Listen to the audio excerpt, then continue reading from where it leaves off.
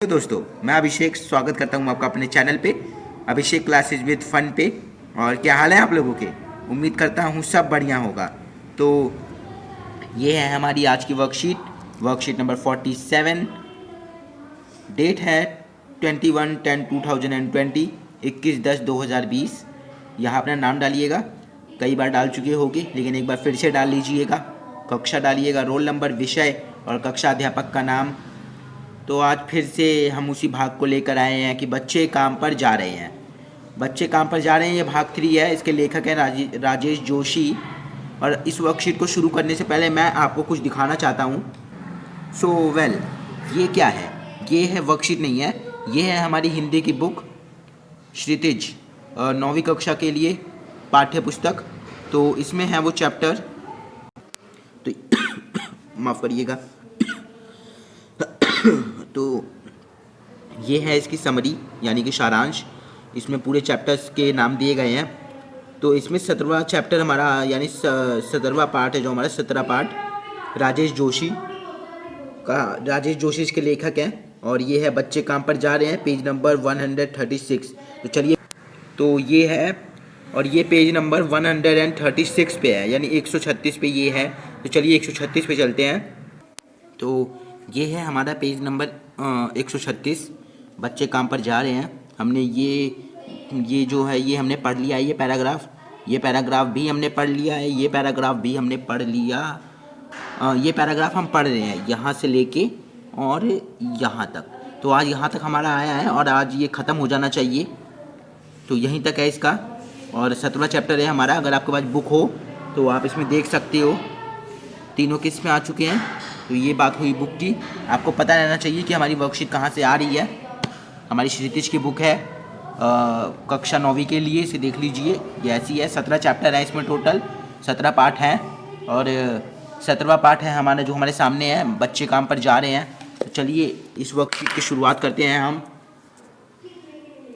और ये देखिए, यहाँ पर लाइट नहीं है, जिस कारण आपको कुछ और आवाज़ें सुनाई देंगी। उसके लिए मुझे माफ़ करिएगा। ये वर्कशीट में मैंने लाइट ना रहते हुए भी करी और मैं इसे अपलोड कर रहा हूँ। तो परेशानियाँ तो आती हैं, पर उनसे भिड़ना भी पड़ता है। तो इसका प्रश्न नंबर 1 है, बच्चे काम पर जा रहे हैं, कवि को ज़्यादा भयानक कब लगता है? यानी बच्चे काम पर तो जा रहे हैं, लेकिन कवि को सबसे भयानक स्थिति कौन सी लगती है? कवि को भयानक क्यों लगता है ये? तो आइए ये देखते हैं। बच्चे काम पर जा रहे हैं, कवि को ज़्यादा भयानक तब लगता है जब उन्हें पता चलता है कि बच्चों के लिए खेल कूद की सारी चीज़ें उपलब्ध हैं, लेकिन फिर भी बच्चे काम पर जा रहे हैं। यानी कि लेखक को तब अचंभव हुआ, लेखक तब चौंक गए कि अरे यार, यहाँ तो सारी चीज़ें उपलब्ध हैं बच्चों के लिए, लेकिन फिर भी बच्चे काम पर जा रहे हैं। तो ये शोचनीय स्थिति हो गई लेखक के लिए। लेकिन जब उन्हें पता चला तो वो काफ़ी भयानक स्थिति थी। आप इसे उतार लीजिएगा। और वैसे भी इसको उतना समझाने की ज़रूरत नहीं है, क्योंकि आप यूट्यूब पे आके पढ़ रहे हो तो आपको इतना तो पता ही होगा। एक बार ज़रूर अपनी बुक को पढ़ लीजिएगा, या आप उसका PDF डाउनलोड कर लीजिएगा। आपको कि कोई भी ऐप मिल जाएगी गूगल प्ले स्टोर पे। इसका प्रश्न नंबर 2 है, प्रस्तुत कविता में कवि ने बच्चों से बचपन छीन लिए जाने की पीड़ा व्यक्त की है। उनका इशारा किस ओर है? लिखिए। तो यहाँ पर पूछा गया प्रश्न है कि बच्चों से बचपन छीन लिया गया, पीड़ा को व्यक्त करते हैं हमारे कवि। कवि कौन? राजेश जोशी। ठीक है, कवि का नाम राजेश जोशी है। तो उनका इशारा किस ओर है? तो आइए बताते हैं। प्रस्तुत कविता में कवि ने बच्चों से बचपन छीन लिए जाने की पीड़ा व्यक्त की है। इस पंक्ति में कवि एक भयानक स्थिति की ओर इशारा करते हैं। उनके कहने का तात्पर्य है कि बच्चों के हाथों से उनके खिलौने छीनकर उन्हें काम पर भेज दिया जाता है, और अगर ऐसा चलता रहा तो बहुत भयानक स्थिति उत्पन्न हो जाएगी। और ये सही बात है कि अगर बच्चों के हाथों से खिलौने छीन के उन्हें काम पर भेज दिया जाएगा तो ये बहुत भयानक स्थिति होगी। आप इसे यहाँ से उतार लीजिएगा। ये यहाँ से लेके यहाँ तक, इसे प्रश्न नंबर 2 का ये उत्तर है हमारा। आशा करता हूँ आपने उतारा होगा इसे। आइए प्रश्न नंबर 3 पे चलते हैं। अपने मित्र या भाई बहन से बात करके लिखिए कि सुविधा और मनोरंजन के उपकरणों से बच्चे वंचित क्यों हैं। अब भाई बहनों से कैसे पूछ सकते हैं यार, भाई बहन तो बताएंगे ही नहीं। मित्र तो अपनी बात छेड़ेंगे, तो हम खुद ही बताएंगे ना। तो चलिए हम खुद ही बताते हैं। बच्चे सुविधा और मनोरंजन के उपकरणों से बच्चे सुविधा और मनोरंजन के उपकरणों से वंचित हैं क्योंकि हो सकता है कि उन बच्चों के घर की आर्थिक स्थिति ठीक नहीं हो, अब कुछ भी हो सकता है ना, वो अपने परिवार की स्थिति को देखते हुए काम के लिए निकले हों बच्चे, हो सकता है उनकी आर्थिक स्थिति ठीक ना हो जिस कारण माँ बाप ने उन्हें काम पे लगा दिया। कोई भी माँ बाप अपने बच्चों को ऐसे काम पे नहीं भेजता। तो ये सबसे ज़्यादा पाई जाने वाली स्थिति है कि जो परिवार वालों की आर्थिक स्थिति खराब हो जाती है जिस कारण वो बच्चों को काम पर भेजते हैं, अथवा कोई अन्य कारण हो सकता है।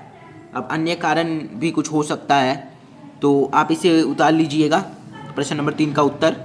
आइए प्रश्न नंबर 4 पे चलते हैं। प्रश्न नंबर 4 है हमारा, बच्चों का काम पर जाना धरती के एक बड़े हादसे के समान क्यों है। तो ये हमारे लेखक ने कहा, पंक्ति में लिखा हुआ था कि बच्चों का काम पर जाना धरती के एक बड़े हादसे के समान है। तो अब हमें बताना है कि ये बड़े हादसे के समान क्यों है। तो इसका आंसर है, उत्तर है इसका, बच्चों का काम पर जाना धरती के एक बड़े हादसे के समान है क्योंकि जिस उम्र में बच्चों का विकास होता है उस समय वह कार्य के लिए बाहर सड़क पर जाते हैं, जो कि सच में एक भयानक स्थिति है। और ये सही बात है। देश के भविष्य को ही अगर आप पहले ही काम पे लगा दोगे तो भविष्य उज्ज्वल होने की जगह अंधकार में चला जाएगा। और अगर ऐसे ही चलता रहा तो सच में भयानक स्थिति होगी, क्योंकि जिनको आगे जाके कमान संभालनी है हमारे भारत की, अगर वही नहीं पढ़ेंगे लिखेंगे तो हम आत्मनिर्भर भारत होने का सपना खो देंगे। तो ऐसा ना करते हुए अगर आपके आसपास कोई ऐसा है कोई बच्चा, तो उनके माँ बाप से बात करिए और उन्हें बताइए कि सरकार ऐसी ऐसी सुविधा चलाती है। अब तो काफ़ी सुविधाएं उपलब्ध है बच्चों के लिए। तो अगर हम ऐसा करेंगे तो भारत का भविष्य ज़रूर उज्ज्वल होगा। तो उम्मीद करता हूँ आप मेरी बात को समझे होंगे। इसे आप उतार लीजिएगा एक बार। ये इसका उत्तर है। और प्रश्न नंबर 5, यदि कोई व्यक्ति किसी बच्चे को काम पर रखता है तब उस व्यक्ति के खिलाफ क्या क्या कानून कार्यवाही हो सकती है। उत्तर है इसका, यदि कोई व्यक्ति किसी बच्चे को काम पर रखता है तो अनुच्छेद 24 के अनुसार उस व्यक्ति को गिरफ्तार कर लिया जाएगा। ठीक है, ये पहले भी हमारा क्वेश्चन आया था, जो इससे पहले वर्कशीट आई थी भाग 2, उसमें भी ये क्वेश्चन था कि अनुच्छेद 24 के अनुसार कौन कौन से कानून सरकार द्वारा बनाए गए हैं। तो मैंने वहीं से लिखा था। आप अपनी पिछली वर्कशीट, और मैंने इससे पहले भी वर्कशीट बना के रखी हुई है, इनके 2 भाग मैंने पहले बना के रखे हुए हैं। अगर आपको वो देखने हैं तो आप मेरे चैनल पर चले जाइएगा। और मैंने अलंकार, जो हिंदी व्याकरण का हमारा बहुत महत्वपूर्ण विषय है अलंकार, मैंने उसकी भी वीडियो डाली थी। मैं आपको लिंक डिस्क्रिप्शन में दे दूंगा। डिस्क्रिप्शन में आपको वो लिंक मिल जाएगी। आप डिस्क्रिप्शन से उस लिंक को जाके ऑन करके और उस वीडियो को देख सकते हैं, आपके वो बहुत काम आएगी। तो डिस्क्रिप्शन पे जाके उस लिंक पे क्लिक कर लीजिएगा इस वीडियो को ख़त्म होने के बाद। ठीक है, तो अनुच्छेद 24 के अनुसार उस व्यक्ति को गिरफ्तार कर लिया जाएगा। तो अनुच्छेद 24 के अनुसार वो व्यक्ति गिरफ्तार हो जाएगा अगर वो बच्चों से काम करवाता पाया गया तो ये थी हमारी आज की वर्कशीट नंबर 47। उम्मीद करता हूँ आपको समझ में आई होगी। और डिस्क्रिप्शन में मैंने लिंक डाल दिया अलंकार की, आप उसे जाके एक बार देख लीजिएगा, बहुत अच्छा होगा आपके लिए। और वो सब देख सकते हैं, 6 क्लास के बच्चे भी देख ले तो अच्छी बात है। सब देख सकते हैं उस वर्कशीट को, कोई भी क्लास का बच्चा देख सकता है। तो मैं मिलता हूँ आपसे नेक्स्ट वीडियो में। तब तक के लिए आप मेरे चैनल को सब्सक्राइब करके बेल आइकन को दबा दीजिएगा और अपना ध्यान रखिएगा। वीडियो को लाइक कर दीजिएगा अगर अच्छी लगी हो तो, कुछ कमेंट करिए अगर कोई प्रश्न हो तो। मैं मिलता हूँ आपसे नेक्स्ट वीडियो में। तब तक के लिए आप स्वस्थ रहें, मस्त रहें और मेरे चैनल पर आने के लिए व्यस्त बिल्कुल ना रहें। धन्यवाद।